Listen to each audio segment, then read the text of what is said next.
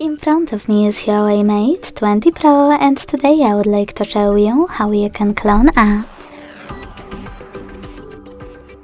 Begin by opening Settings and scrolling down to click on Apps. Then select App Twin.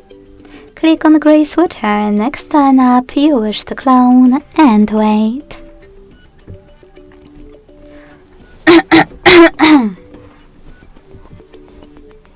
When your new app is ready, go into your app menu or main screen to check it out.